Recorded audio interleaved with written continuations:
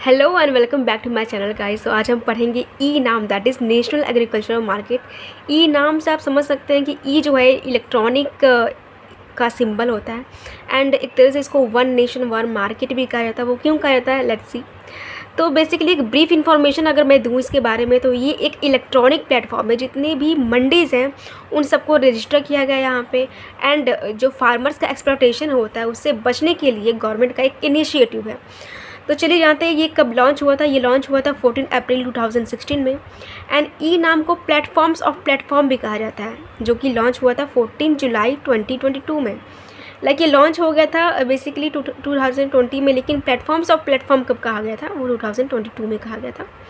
अब इसको ये क्यों कहा जाता है, क्योंकि जो मंडीज़ होती हैं वो ऑलरेडी एक प्लेटफॉर्म होती हैं जहाँ पे फार्मर्स एंड जो बायर्स होते हैं वो अपनी चीज़ें कमोडिटीज़ एक्सचेंज करते हैं एंड जो बायर्स होते हैं वो ख़रीदते हैं, जो फार्मर्स होते हैं वो बेचते हैं। मंडीज़ ऑलरेडी एक प्लेटफॉर्म है, लेकिन मंडीज़ को भी प्लेटफॉर्म कौन दे रहा है, वो ई नाम दे रहा है। सो इसलिए इसको प्लेटफॉर्म्स ऑफ प्लेटफॉर्म बोला जाता है।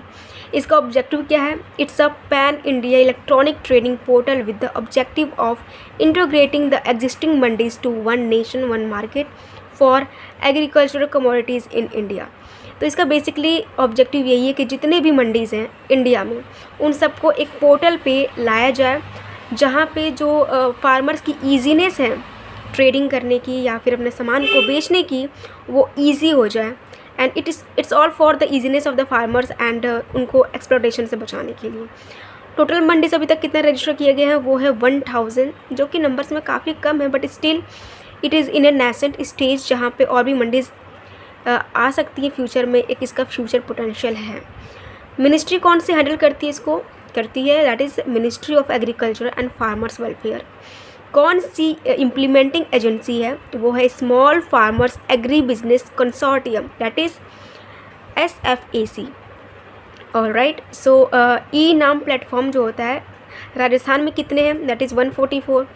उसके बाद यूपी में 125, फिर गुजरात में 122 एंड महाराष्ट्र में 118। टोटल कमोडिटीज़ क्या होती, मतलब कमोडिटीज़ कितने हैं, दैट इज़ 175। एक्चुअली कमोडिटीज़ होते हैं जैसे आम, केला, संतरा, ये अलग अलग कमोडिटीज़ हैं। तो इस टाइप के कमोडिटीज़ कितने हैं, 175 हैं। पहले 150 थे, अब 175 हो गए। धीरे धीरे नंबर्स में बढ़ोतरी हो रहा है, क्योंकि ये 2016 में भी लॉन्च हुआ है, तो एक तरह से इसको समय लगेगा अपनी स्टेबिलिटी बढ़ाने में। एंड समहाउ ये एक प्रोग्रेसिव वे देखा गया है एंड ये एक प्रोग्रेस में देखा जा रहा है, इसको ये फेल नहीं हुआ है। It is having its potential. और एक एडिशनल इन्फॉर्मेशन दी जाए तो एग्रीकल्चर जो आता है वो स्टेट लिस्ट में आता है। इसको स्टेट हैंडल करती है। अगर गवर्नमेंट कोई पॉलिसी ला रही है तो स्टेट के पास ये पूरी अथॉरिटी है कि वो उस पॉलिसी को एक्सेप्ट करे या ना करे, या फिर मना भी कर सकता है, या तो उसको अच्छा लगा तो एक्सेप्ट भी कर सकता है। वो सब कुछ स्टेट के हाथ में होता है।